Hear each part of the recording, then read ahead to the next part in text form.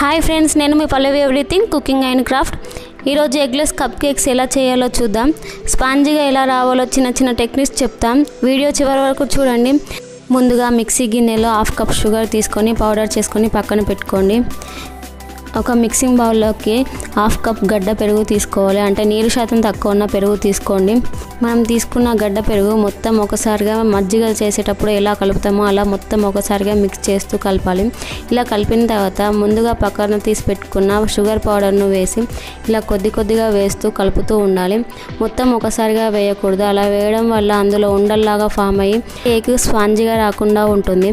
అందుకోసమని ఇలా ఒక 5-10 నిమిషాలు కలుపుతూ ఉండాలి. ఒకవేళ మీ దగ్గర బీటర్ ఉంటే ఆ బీటర్తో కూడా 5 నిమిషాలు బ్లెండ్ చేసుకోండి. ఈ కన్సిస్టెన్సీ వచ్చేదాకా బీట్ చేస్తూనే ఉండాలి. ఈ కన్సిస్టెన్సీ వచ్చాక 1/4 కప్ ఆయిల్ వేసుకోవాలి. మొత్తం ఒకసారిగా కలుపుకోవాలి. షుగర్ అండ్ కస్టర్డ్ మిక్స్లో బాగా కలిసిపోయేలాగా ఇది మిక్స్ను కలుపుకోవాలి. బ్లెండర్ ఉంటే 5-10 నిమిషాలు ఇలా బ్లెండ్ చేసుకోవాలి. ఒకవేళ బ్లెండర్ లేకపోతే ఈ మిశ్రమాన్ని మొత్తం మిక్సీలో వేసుకొని 5-10 నిమిషాలు మిక్సీ పట్టుకోవాలి. ఇలా చేసినా కూడా మన కప్ కేక్స్ అనేవి చాలా స్పాంజీగా వస్తాయి. ఈ కన్సిస్టెన్సీ వచ్చే వరకు మనం బ్లెండ్ చేస్తూనే ఉండాలి.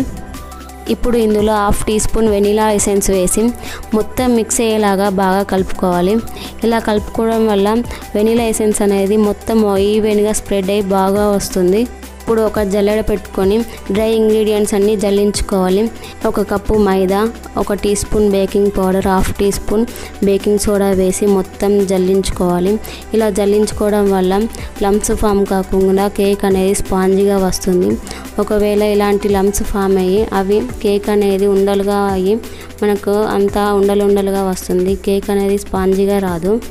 ఇలా కట్ అండ్ ఫోల్డ్ మెథడ్లో కలుపుతూనే ఉండాలి. కప్ కేక్స్ స్పాంజీగా రావాలంటే డ్రై ఇంగ్రీడియంట్స్ అన్నీ అందులో కలిసిపోయేలాగా ఇలా కట్ అండ్ ఫోల్డ్ మెథడ్లో కలుపుతూనే ఉండాలి.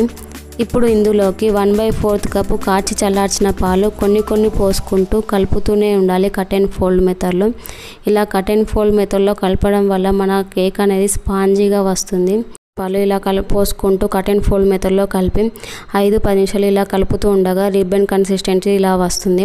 ఇలా వచ్చిందంటే కేక్ మిక్స్ రెడీ అయినట్టే. ఇప్పుడు దీన్ని ఎలా బేక్ చేసుకోవాలో, ఎలా టిన్లో వేసుకోవాలో అనేది మనం ప్రాసెస్ చూద్దాం. ఇలా కట్ అండ్ ఫోల్డ్ మెథడ్లో రిబ్బన్ కన్సిస్టెన్సీ వచ్చింది. ఇప్పుడు ఇందులోకి టూటీ ఫ్రూటీ వేసుకోవాలంటే దాన్ని ఒక పౌడర్గా వేసుకుంటే అతుక్కోకుండా పైనకు తేలుతూ ఉంటాయి. మీద బేక్ చేసుకోవడానికి లో టు హై ఫ్లేమ్లో గిన్నె పెట్టి దానిలో స్టాండ్ పెట్టి 10 నిమిషాలు ప్రీ హీట్ చేసుకోవాలి. బేకింగ్ చేయడానికి ఇలాంటి కప్ కేక్ ట్రే లేకపోతే స్టీల్ కప్పులో కానీ పేపర్ టీ కప్స్ ఉంటాయి కదా, అందులో కానీ వేసి బేక్ చేసుకోవచ్చు. ఇలా బ్యాటర్ మొత్తం వేసాక ఒకసారి ఇలా ట్యాప్ చేసుకోవాలి. ఇలా ట్యాప్ చేయడం వల్ల ఎయిర్ బబుల్స్ అనేవి ఫామ్ కాకుండా కేక్ అనేది స్పాంజీగా వస్తుంది.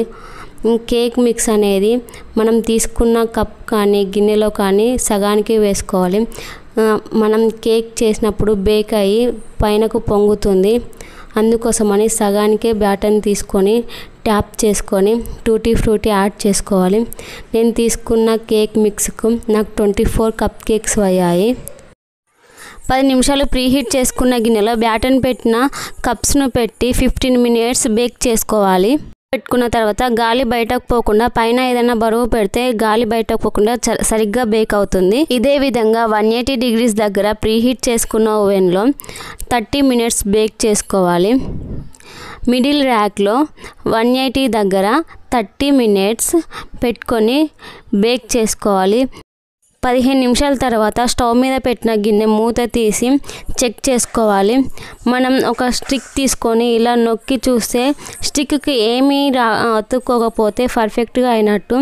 నేను తీసుకున్న క్వాంటిటీకి 15 మినిట్స్ సరిపోయాయి. ఒకవేళ మీరు ఎక్కువ క్వాంటిటీ తీసుకుంటే 15 మినిట్స్ దగ్గర ఒకసారి చెక్ చేసుకొని 20-25 మినిట్స్ బేక్ చేసుకోవాలి. ఓవెన్లో పెట్టిన కప్ కేక్స్ కూడా 30 మినిట్స్ తర్వాత బేక్ అయిపోతాయి. వాటిని బయటకు తీసి పూర్తిగా చల్లారనివ్వాలి. ఇలా డిమోల్డ్ చేసి చెక్ చేసుకోండి. చూడండి ఎంత పర్ఫెక్ట్గా పొంగాయో. మోల్డ్ చేసుకొని చూడండి ఎంత స్పాంజీగా పొంగిందో. లోపల కూడా స్పాంజీగా చాలా బాగుంది. చేసిన కప్ కేక్స్ కూడా చాలా స్పాంజీగా వచ్చాయి. ఎలా ఉందో ట్రై చేసి కామెంట్ చేయండి. Please like and share, subscribe చేసుకోండి అబ్బా ప్లీజ్.